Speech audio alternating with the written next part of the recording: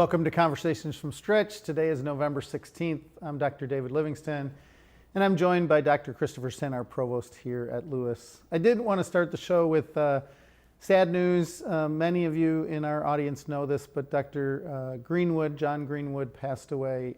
He was a professor here at Lewis University from 1986 to 2018. Taught in the psychology department with a specialty in human resources, and he is professor emeritus of psychology. So we just keep him, his family, his faculty, colleagues, all of us at Lewis that knew John in our prayers. Last week I missed the show. I know you had a great show, but I missed the show because I was in Africa. And with this shot, and I kept this, so I have kind of less with the rain on the windshield, but this group of giraffes was walking across this like kind of savanna towards us, and I thought certainly they're going to turn around, they're going to go somewhere else, and they literally walked about 10 feet in front of our Jeep that we were in. What country were you in We were in Kenya, in Nairobi. In Nairobi, they have this massive park in the middle of the city that all these animals just wander around in. So it was a really great trip. I was able to meet with Brother Moses and Brother Getachew. Some of you know them. That's a picture of me and Brother Moses at the provincialate, so where the visitor and the auxiliary visitor, which is what Brother Getachew and Brother Moses are both in that district, and Brother Moses is the auxiliary visitor. So he's kind of the number 2 person in Eastern Africa. We also met with Brother Getachew, who is also an alum of Lewis. Both of these, both Brother Moses and Brother Getachew got their doctorate degree in education from Lewis, and Brother Getachew is the president at St. Joseph's High School, which is the most well-respected high school in the city of Addis Ababa in Ethiopia. Is there some way you could just say in a nutshell why you were there and what you were doing there? Yeah. So well, and I will say, we visited both Acosta, which is the Ethiopian Catholic University LaSalle, and Christ the Teacher College, and we were there to kind of evaluate the growth that's going to happen. The expected growth that's going to happen in university education in Africa. It's it's fascinating to me because one of the things that I learned while I was there, just contextually, is how there's been this explosion of higher ed in different parts of the world at different times. So Mexico basically had one university in Mexico City, and then over about a 30-year period went to 15 universities. Philippines almost the same way. They had one university in Manila, and then they went to a dozen universities in the Philippines. So there's been these moments in time where there was a need for higher ed, and then it was satisfied. And the sense from Rome, from the Superior General, is that this next 2 or 3 decades is that's going to happen in Africa. So right now we have 6 universities in Africa, and my guess is there'll probably be 15 or 18 in the next 20 or 30 years. So there were people from Brazil, from Spain, from France, myself, from Brussels, who were then meeting with the people on the ground in Africa to just try to hear their sense of the need and the demand and what the possibilities are. So anyway, it was a great, really great trip. Really grateful to those that hosted us. Actually, Brother Paulos, who hosted us at Christ the Teacher, is coming to campus next week. He's actually here for the Huther Conference, which we're going to talk about in a minute. So Chris and I both also, along with many other members of the leadership team and other people on the faculty, enjoyed serving Thanksgiving dinner yesterday. Was that yesterday? 2 days ago. 2 days ago. It was great. There we are. I had the ham. Chris had the turkey. Johnny's there, who serves all the pizza on a regular basis in the Gaffney Center, and it was a huge crowd. Yeah, very popular. Massive number of people that came to get their Thanksgiving dinner. So a really good time had by all.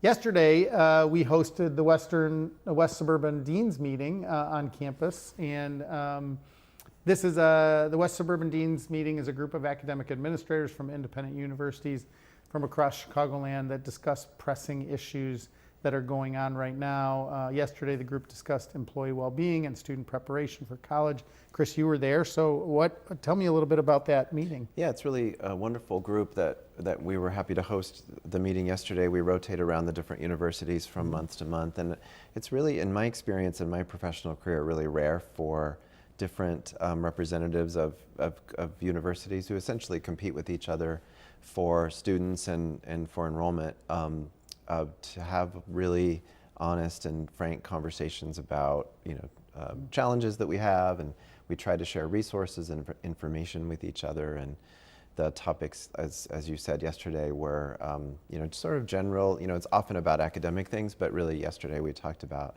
staff and faculty well-being coming out of COVID, and trying to understand that and track it as the years go by, and trying to adapt to the needs that people have in the current environment.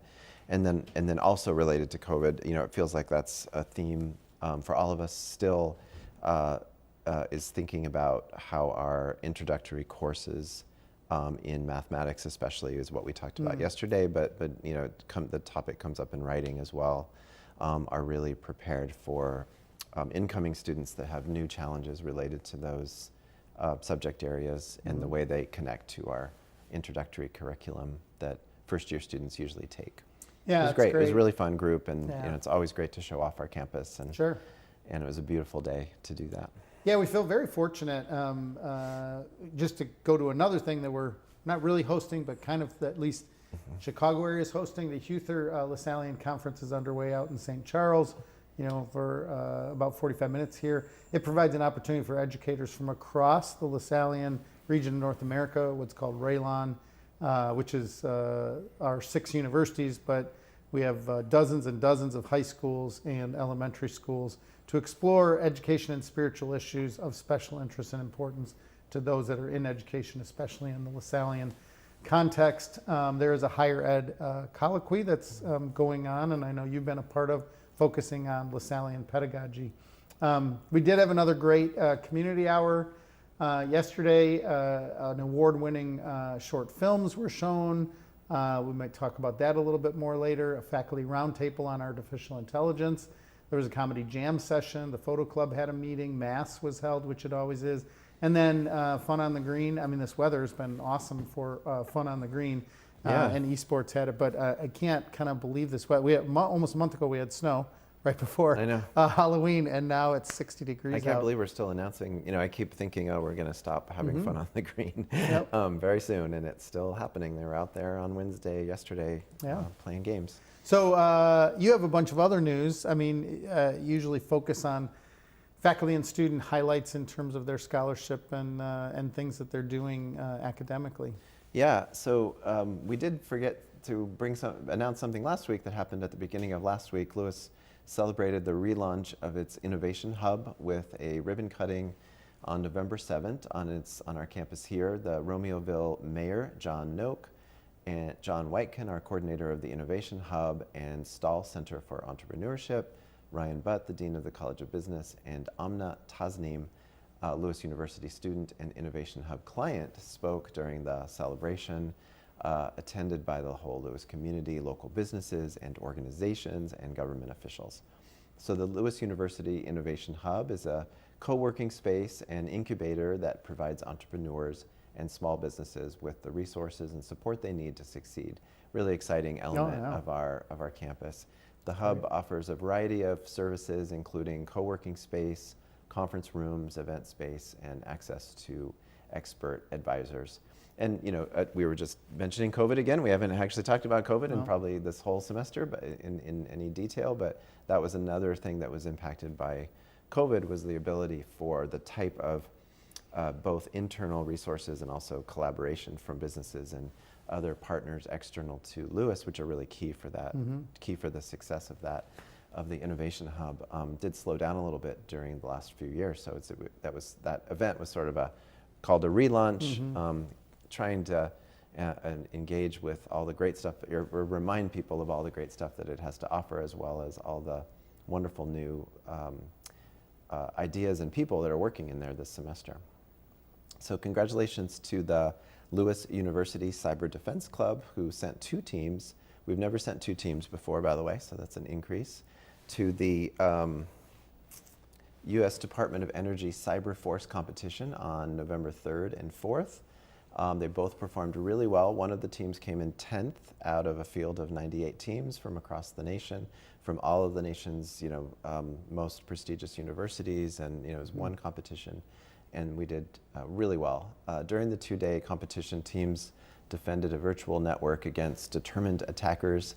The competition tests students' cybersecurity knowledge and skills in a realistic environment, and it is an opportunity for them to learn how to defend critical energy infrastructure. Both teams competed well, as I said, with one team coming in 10th.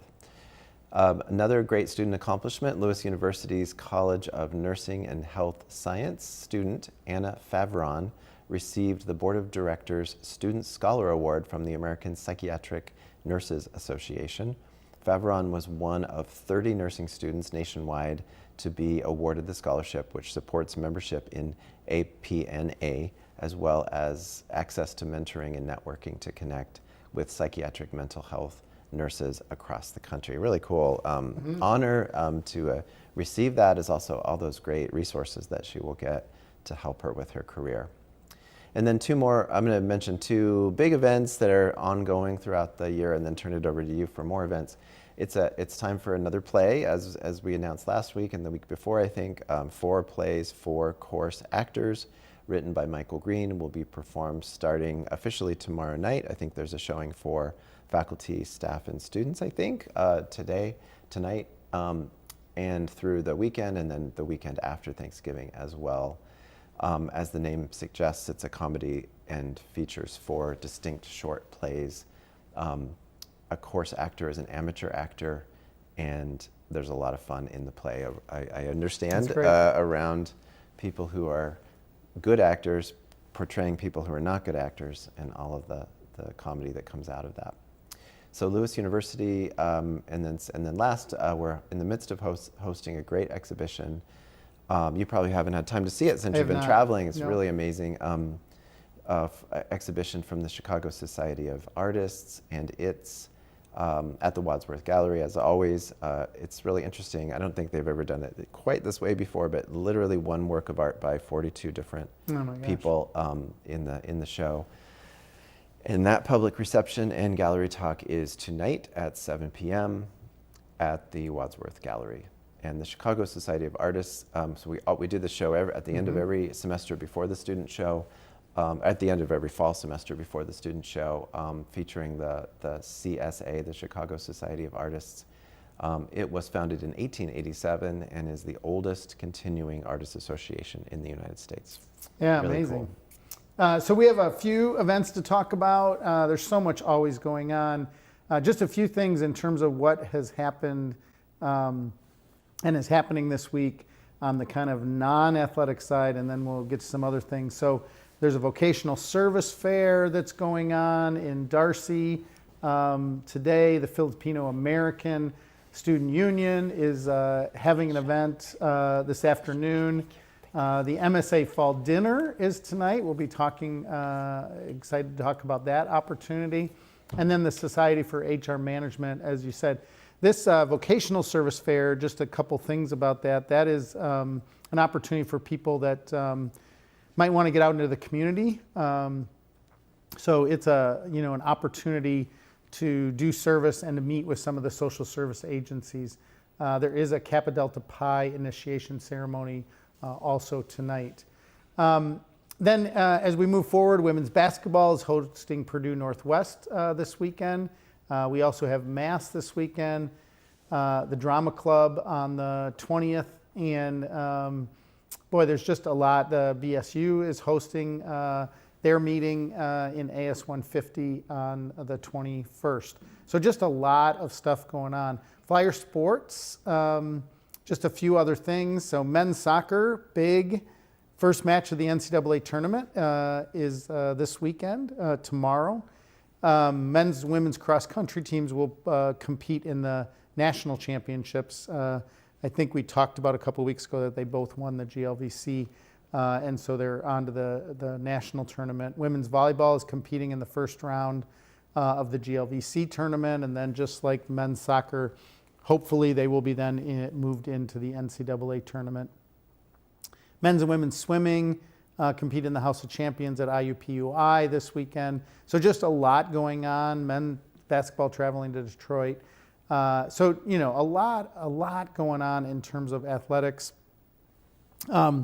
It's kind of the wrap-up, Chris, of the end of the fall sports, but we're right in the beginning of the start of the winter sports. So the basketball, men's volleyball start up in another month, but men's and women's basketball is kind of underway. So exciting time of the year for our fall athletes because they're, and you know, it's amazing, so many teams, I know you spent so much time with our student athletes and our coaches and our trainers.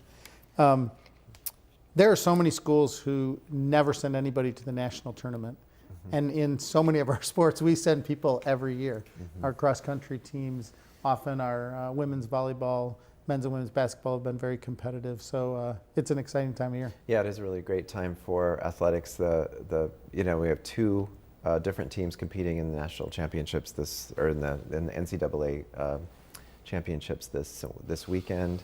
Reminder that you can watch those events through the NCAA, I believe, or through, if you go to our Flyer, Lewis Flyer Athletics website, you can follow a link to watch those competitions. And, you know, also good luck to the women's volleyball. I know you mentioned it, but they're and the men's soccer both. They're seated second in the in the GLVC tournament, so hopefully they make it through the whole weekend.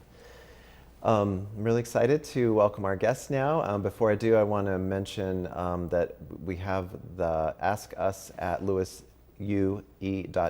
email on the screen there, and you can, that's an email address. You can send an email with a question for our guests or for any of us to talk about during the show. And again, if you're watching the show on YouTube after it has already aired, then you can also use that address to send any comments or questions along, and we can either forward them to our guests or we can try to get an answer from whomever might have that answer for you. So I'm really excited to introduce two guests. I'm going to introduce them both at the same time, and then we'll have a conversation. So Dr. Elizabeth Sartell is an assistant professor of Islamic Studies in the Department of Theology. Her current research centers on medieval Islamic and Jewish theories on the origins of the universe. At Lewis, Dr. Sartell teaches sections of Search for Faith and World Religions and has developed and taught new courses here, such as Introduction to Islam, Islam in America, and Methods of Interfaith Dialogue. Islam in America is offered this spring, maybe has openings. So that's something. Methods of Interfaith Dialogue. Oh, I'm sorry, did I say that wrong? Methods of Interfaith Dialogue, oh, I read it backwards. Methods of Interfaith Dialogue is offered this spring. And maybe if this conversation today is of great interest to you and you're not already enrolled in that class, that's an opportunity. And that class is co-taught with theology colleague Dr. Christy Phillips. Dr. Sartell currently serves as the co-chair of our Interfaith Cooperation Committee and serves as one of the co-directors of our Peace and Justice Studies program and is the faculty advisor for the Muslim Student Association. Second, I'm really happy to introduce Ayesha Khan, who is a senior at Lewis from Naperville, pursuing a degree in biology. After graduation, she plans on matriculating into LECOM Medical School. And last year, she initiated the MSA, the Muslim Student Association, and currently holds the position of president of that association. Beyond her studies at Lewis, she works as a medical student and volunteers at her local mosque. So Ayesha and Elizabeth, welcome. So glad that you're with us today. Thank you so much for having us. Ayesha, I don't think I've said this before, but if you're going to LECOM, which is very exciting, I lived for 17 years in Erie, so I know all the best restaurants. Okay, good to know. So if you ever need any information about LECOM, and they have wonderful, it used to be my gym that I would go to. Oh, so wow. LECOM has a beautiful athletic facility for working out, beautiful pool, all that stuff. So anyway, good to we know. can touch base about Yeah, that if you I'll end ask up you about going that, to for LECOM. sure. Well, thank you for both for being here. It's very so much for exciting having us. to be here. I know we have met, the four of us have had some conversations over the last month about the impact of the war going on in Gaza. And maybe we could just start with, the deep concern and sadness we have for the loss of so much innocent life in the Middle East, and especially in Gaza. Ayesha, could you just talk about the impact of this has had on students? Certainly. I see that, a lot of our students, at first when I would address this, I would say, a lot of our Palestinian students are hurting right now.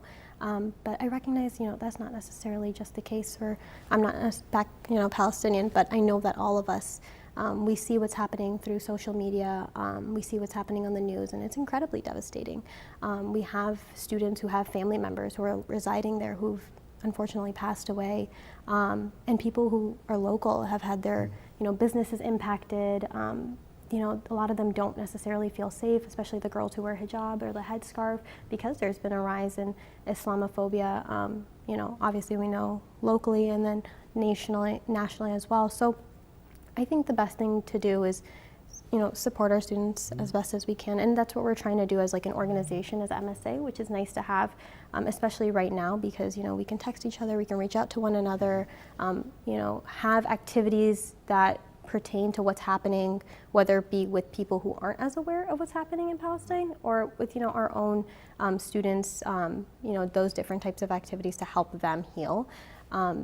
As you mentioned, it's been incredibly tragic and devastating, but simultaneously, through them, we have like a renewed sense of faith, seeing the way that they're able to cope and deal with the tragedies that are simultaneously happening to them, but looking at it from the perspective of gratitude and seeing them exhibit such exemplary, gratitude and, thankfulness to God. We're reminded of how grateful we should be for everything that we have. So it's been twofold. It's been difficult, but at the same time, I think all of us have talked about just, moving forward, how we can be better Muslims, better students, and look at perspective, look at school, look at all of the opportunities we have as truly opportunities. So it's been very nice. Yeah, thank you for sharing that. It really is, it's so sobering and hard to hear, all of us, day in and day out, we hear more and more of the pain and suffering that's going on. And it's really inspiring just listening to you talk about the community and the way that the community is supporting each other. And we'll get to this eventually as we learn more about the Muslim Student Association. But I'm so grateful to you and both of you for having built this community over the last just couple of years, really, so that it's organized, so that it is a resource for us during this time. I wonder, but clearly, as you said, Islamophobia and as well as anti-Semitism is a real. We're really concerned about it in our local community as well as in the national and international community. And I think, Elizabeth, you brought some resources maybe to talk about around those things. And I think we have some visuals for those. Yeah, so we have. We've noticed, and there's been reports and news and from all of these different nonprofit organizations that there has been a sharp rise in both Islamophobic and anti-Semitic attacks in the recent weeks, and really since October 7th. So depending on who's doing the reporting and what reports are being counted and how it's being tracked, that really is a rise in over 300%, give or take, of all of these incidents that are happening. Which, by the way, just what you just said also reinforces that it was happening before. Yes, it was definitely happening before these events, and unfortunately there's been a sharp increase since then. So this is something that we have to work on in our communities now, and also to continue these efforts, to be able to talk about what does Islamophobia, what is it, How do we recognize it, That it is a kind of inherent hatred or fear of Islam or of Muslims. Both anti-Semitism and Islamophobia are really rooted in stereotyping and oversimplification of groups of communities, So this can look like internal stereotyping, hostility, prejudice, but then also become external through things like discrimination, harassment, and unfortunately, as we've seen in recent weeks as well, and even in our own communities, escalation of violence against Muslims and Jews as well, in kind of expecting, again, through that oversimplification lens, expecting an entire group of people to be held responsible for the actions, both real and imagined wrongdoings of individuals of that group. So one of the things on the graphic, and maybe both of you could speak to this, but Ayesha, you're a part of this community. The first graphic that was up there were these dots, and there's a lot of incidents in the Chicago area, but it's because there's a lot of Muslim people that live in the Chicagoland area. You could see the East Coast and then some out on the West Coast. So maybe because we wanted to ask about the founding of the MSA here on campus, the Muslim Student Association, but maybe you just talk about Chicago and the Muslim community in Chicago, and what that means. How many? You don't need to know how many mosques, but for some people, they don't know anything about Islam. They don't know anything about Islam in Chicagoland, and they all live in Chicago. Not everybody lives, but we're centered here. Right. So could you talk a little bit about the Muslim community in the area? So Chicago is the most Muslim populated, or I'd say Illinois actually is the state with the most amount of Muslims, which is new. This was a new data. So certainly I think most of us know about Islam, about Muslims, but then again a lot of us don't, especially if you're living in rural areas. But we have a ton of mosques. So from here, Lewis University, the Masjid al-Bolingbrook is just about 15 minutes away. A lot of our students go there to pray on Fridays before we even had Friday prayer facilitated here. I'm from Naperville. We have about 4 mosques, so just in that city itself. So there is a big Muslim population here, and that's can also be attributed to why there's so much, if there is Islamophobia, it's likely to happen in this state of Illinois because it's very densely populated with Muslims. But, the communities are very rich and they vary in, ethnicities, diversities, language. In Bridgeview, there's a larger Palestinian Arab population there. In Naperville, there is some more like Pakistanis and Indians here. So at the end of the day, we're all Muslim. We all look very similar, especially those who wear the hijab. So we're looking out for all of those students, and we're trying to support them as best as we can. But I would say, just looking at Lewis as a whole, and I wanted to add this, we've done an excellent job, I think, at helping students and address their concerns, especially with our ability to have the movie screening that we just had, put out a post about Palestine, host the What's Happening, the awareness event, which was incredible, and, coordinating with other MSA presidents, other board members locally, they've struggled with being able to do so. So I think that when I look at Lewis, I'm really proud, and I've had other people say that that's incredible, that your university supports you guys like that and is understanding of everything that's transpiring.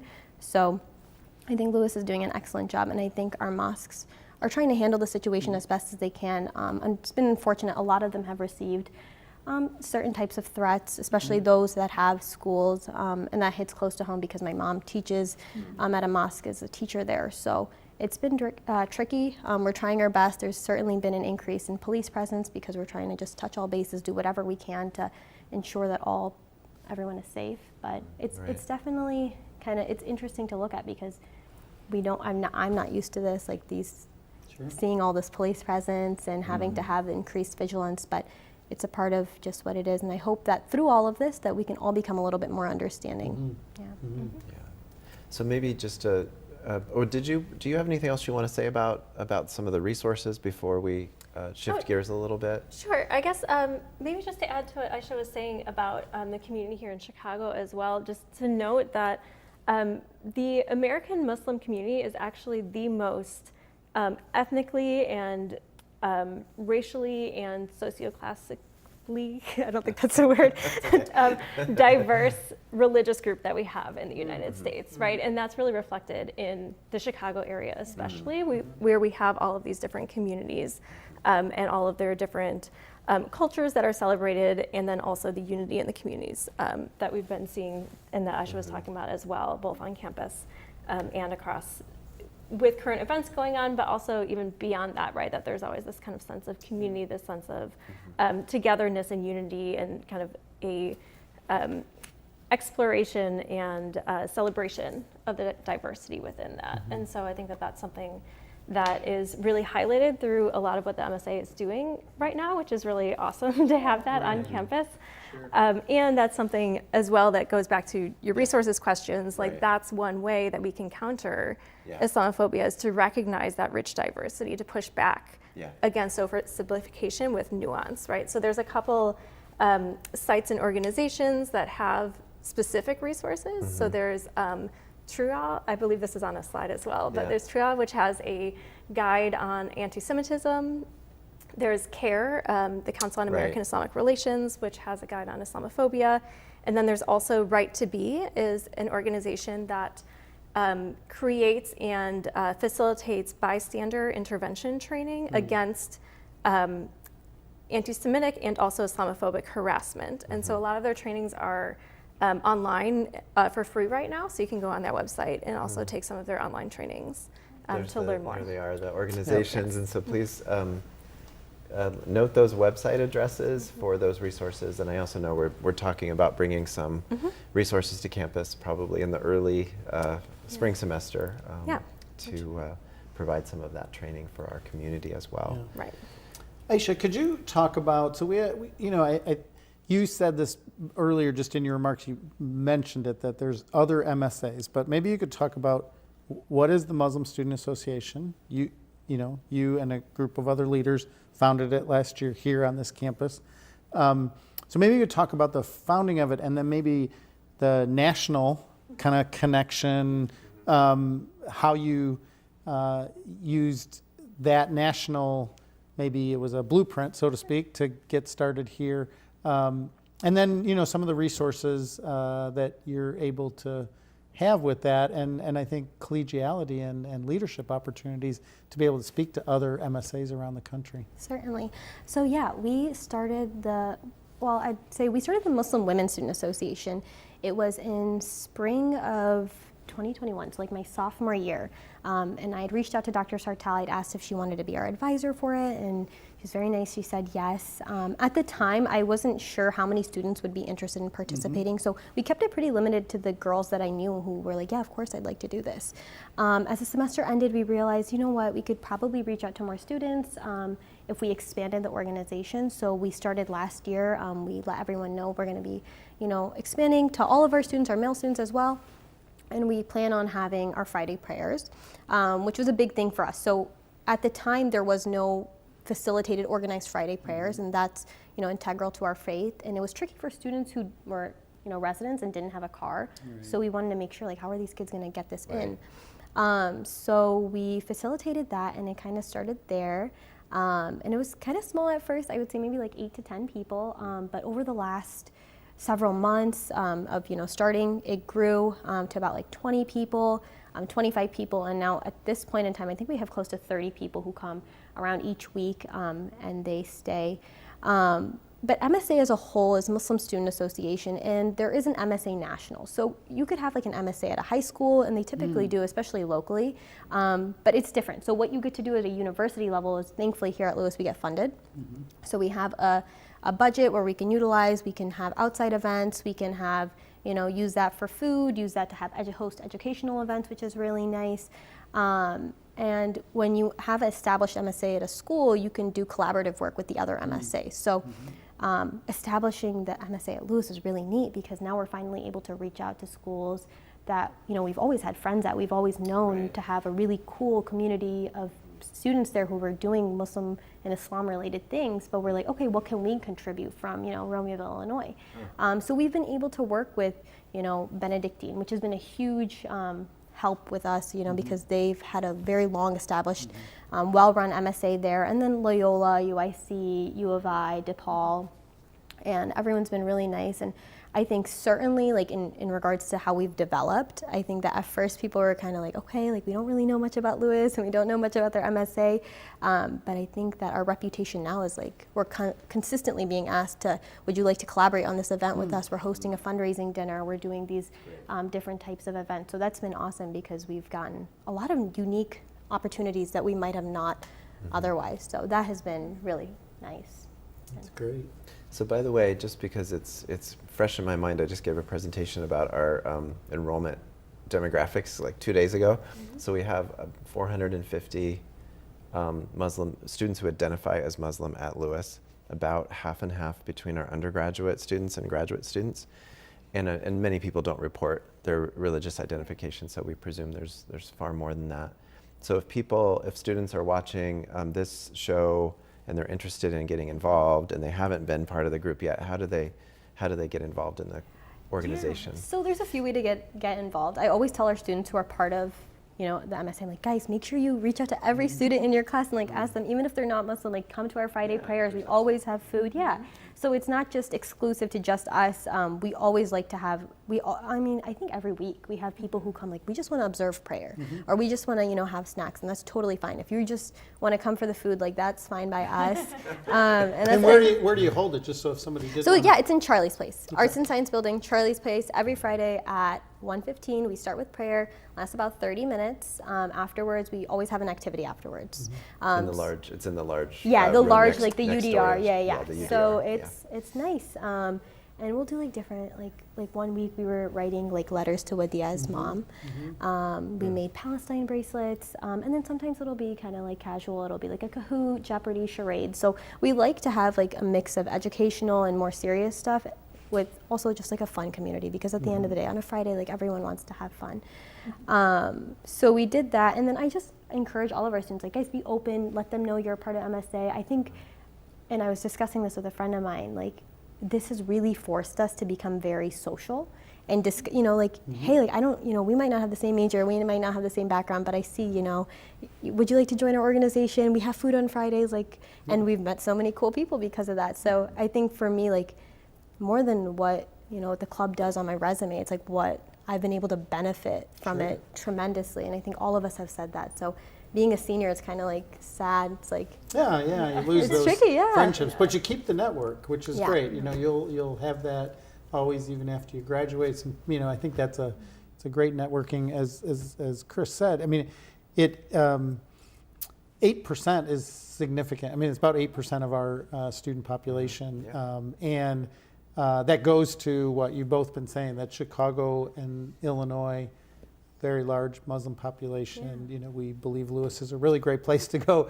to a university, but it's that people want all these different degrees, both on the undergrad and graduate school side. So, and you've had so much success. I just, I mentioned to you the other day that, you just heard us announce all the events that are going on Right. campus, and I remember saying to President Livingston just 2 months ago, gosh, that MSA is doing a lot. They do a lot of say work. something about what they're They doing work like hard. every week. Which is it all great. sounds really fun. Yeah, it is. really great. So And it's it's been great. nice. Yeah, I know. Every week, like, I'm like, okay, we have this going on. And it used to just be Fridays, really. And that was only our goal. And now it's just like, okay, we have Wednesday workshops. We had a girls' like Pilates thing yesterday. And then we have our fasting, or like our Friendsgiving that's coming up. And then we have like study tables for finals. And then we're doing like an ice skating event. So we try to do it in a way that, in the beginning of the month, we kind of plan out with the board members, like, okay, this is our goal for this month, based on what's going on. And it's been a shift. It's been definitely a little bit of a different experience as opposed, how it was last year as to how it is now, understandably. But we try our best to, make sure we have these consistent events and make sure they're, well run. We use our budget to help have host these events when it's like food and such. But it's been nice. Like we try to make sure we do that so students who are residents really feel like they can go to these events. They have stuff going on, and that's been a big part of it for us. What is Friendsgiving? So our Friendsgiving tomorrow. So last year we did it as like a fasting Friendsgiving because it's recommended to fast like on a Monday. So we had all of our students fast on Monday, and then we broke our fast together, and we kind of talked about gratitude in that regard. This time we're going to have it on Friday. So after our Friday prayer, and everyone is welcome, a couple of students are bringing in food, and we're just going to have just a simple Friendsgiving like that. Great. That's this Friday, tomorrow. Mm-hmm. Okay. Yes. Wonderful. Very busy. So maybe transitioning into Elizabeth, could you talk a little bit about maybe, and I'm a religion scholar as well, so but maybe a little bit about kind of religious studies, Islamic studies, and then, so maybe you can take it from the very highest level, like what do we do as religion scholars, to what do Islamicists do in terms of their research, and then what do you specifically focus your research on? Sure. Yeah, so here at Lewis, we have a really great Department of Theology, and we have people who are studying religion both from theological and from religious studies lenses. So I personally approach the study of religion through religious studies, so it's more of a study through what you might call empathetic understanding. It's trying to do a deep dive into the texts, traditions, practices, beliefs of a religion through their own texts and through what is considered to be important by members of that community. And so that's really kind of how I root myself in Islamic studies then, more particularly, I guess, to kind of drill down into it. So in Islamic studies in particular, we talked about the types of courses that I offer, which are a little bit more general, so introduction to Islam, Islam in America, which goes into that diversity, especially in Chicago, since we have so many resources and communities around, and some of that history of Muslims as part of the history of the United States, and also the practices and the ways that they have shifted and kind of changed expression within the American contexts. So my courses are a little bit more general, but then my research is a little bit more particularly focused on medieval mysticism, so spiritual practices of Islam. And to drill down further, even within that, it's about kind of origin stories of the universe. So how did the universe begin, and putting mystical religious interpretations of kind of scientific philosophical theories together, and how that's kind of recoded within religious language. And how do, fascinating. I mean, I did used to teach some of those kinds of courses. It's not my scholarship area at all, but how do you find that your research impacts your teaching? So how does it, like, where does that mysticism lie, and how do students, I find the mystical traditions fascinating myself, and so I'm interested in how your students find that as you plug it into different aspects of your teaching. Yeah, that's a great question. And actually, I had a student just today asking me about this a little bit. And so one way is just that I spend more time on mysticism in my courses. But also, mysticism, I think, is really important. So in Islamic mysticism, or in Arabic, there's two different words for knowledge, right? In English, we talk about knowledge as one word, and it kind of encompasses all ways of knowing. In Arabic, it's a little bit more particular, and so there's ilm, which is more of the discursive study of something, and then there's also ma'rifa, which is more of a direct experiential knowledge. And what I find really compelling about mysticism, and specifically the type of philosophical mysticism that I study, is that it really integrates these different ways of knowing together. And that's something that I really try to bring into my classrooms as well, that I want people to be able to know through experience, and to talk about lived experience as a valid way of knowing that is welcomed into my classroom, and that we combine them with these really deep, complex studies of texts and traditions, as well as how we have conversations in our communities, in our contemporary lives, right? That these are all ways of knowing that are integrated together into the ways that we enter the world and enter into our communities. And so I think that that's probably the most direct path that I see it in my teaching. Yeah.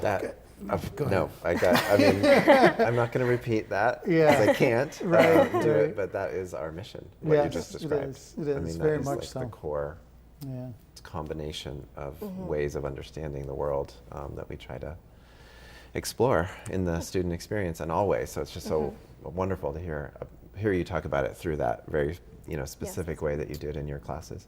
I have one more topic, please. Subject area to cover maybe before I know we're supposed to be done in a few minutes. And really all of us could, all three of you could talk about this, but I'm just curious about, I mentioned when I introduced you, Elizabeth, that you are working, really heavily in the interfaith space on the campus. And I'm just wondering, from any of your perspectives, like, what is the value of for a university to engage in interfaith support and supporting that kind of dialogue across faiths, traditions, and Yeah, it's a Do you want me to start? Or Yeah. Okay, so I guess I would start with just the Lasallian charism of association, right, of building community, that we can't have true, equitable, respectful community in which everybody is truly welcomed and valued if we don't understand one another, and we don't understand one another's backgrounds and practices, and that includes faith traditions, but that also includes all of these other dimensions as well. And so I think interfaith is a core component of that, but certainly not the only way to approach that. But one that is often historically difficult. Right. One that might through. be, historically important, and especially within a Catholic university, to be able to do so in a very open and honest way, to have this open, honest dialogue among people, I think is really important. So we try to have events that facilitate that type of connection and fostering relationships through deep listening and kind of empathetic, compassionate understanding of one another, that focuses not only on finding similarities. I think a lot of times interfaith is about building bridges on similarities, but we try to go a step further into discussing and really acknowledging and celebrating differences as well, right? That we want to celebrate the ways in which we have diverse perspectives and bring that into our community as well. And so I think that's probably where our interfaith focus has lied. And MSA has been really great about helping us out with a lot of our interfaith events and coordinating with us. Yeah, that's like what I've told a lot of our students, and that's kind of our perspective on it as an MSA, as a board. You know, in order to, you know, educate people, we kind of have to start first, and we have to tell people like, hey, this is our story, this is our faith, right? And there's always room at the table for everyone, but you have to kind of put yourself out there too. So we're trying our best, and I think that we've been able to, with the help of faculty and administration, kind of demonstrate who we are and work with our Christian brothers. We understand the importance of having them on campus and what role they play. So what can we as Muslim students do? So we invited them to our iftar, our Ramadan dinner last year, and that was really nice. And everyone was very supportive. They came, they understood. Even during Ramadan, we had a whole email sent out. So I think those are some of the small aspects of interfaith that make probably the biggest difference, right? It's like, I recognize you're a student who's fasting during this month. Let us know if you need anything. We're going to be hosting our iftar. A lot of the, you know, the interfaith community helped pay for our iftar, so that was huge for us too. So those little things we certainly appreciate as perhaps maybe a minority group at a, you know, Catholic school, but it's never felt like we've been ostracized or anything like that. If anything, I felt like there's been increased efforts to always make sure like we as Muslim students feel included, that we get the opportunity to express ourselves however we'd like, and that's really been important to us, and we've been able to see that as well. I'm glad to hear you mention the Christian Brothers. Actually, you know, I mean, I feel like they do such a wonderful job of communicating their openness, and I'm, you know, just to bring it full circle, you didn't say this, but I'm sure that those universities, colleges in East Africa have a much larger percentage of Muslim students than Lewis does. Especially in Ethiopia, So the international Lasallian community is engaged in this in all kinds of different ways, right? Yeah. So Yeah, and I think, I would agree. And, you know, there's so much, but Chicago is very religiously diverse, and we're very fortunate because you're from Naperville. Ibu Patel, Interfaith America is, you know, kind of grounded here. Their central offices are here. He lives in Naperville. So we have one of the great kind of leaders in interfaith here, and is able to oftentimes then bring people from around the world and around the nation to Chicagoland to have these kind of conversations. So that's been really great. And, you know, Africa is very diverse in terms of its religions and linguistically diverse, and that is something that the brothers, you know, they go right into. They don't get scared of it. They actually go right into it. And I think we'd be kind of remiss if we didn't mention, just because I've been having conversations back and forth with Brother Peter, but we also have one of our 64 universities is in Bethlehem, so which is primarily, you know, the majority of the students there are Palestinians, Muslims who go to a university that is still, you know, taught by the Christian Brothers. The Christian Brothers were asked by the Pope to come in and create a university in the Holy Land, in Palestine, because it was needed. And so many leaders within the West Bank have come out of Bethlehem University. So we're very proud of that connection. I've been fortunate to be able to go there, and we have so many students who have come from Bethlehem University, studied here, and gone back, and now are teachers there. And when I went a few years ago, it was great because two of our students who I got to know really well took me out to their kind of favorite restaurants and bakeries, in beyond Bethlehem, in their neighborhoods and their homes, and that was a great experience for me. I'm just so grateful for you. I know everybody's really busy this time of year, so for both of you to take the time, join us and educate the community. Yeah. That's the great opportunity of this. People not only watch it live, but some people are in class right now. They'll watch it later on YouTube, and we're just really, really thankful that you took the time to be with us. Certainly, Yeah. thank you. This was on our bucket list. That's MSA great. bucket That's list. great. You Well, know, senior check it out. year, so yeah, Gotta go through you got all it of done.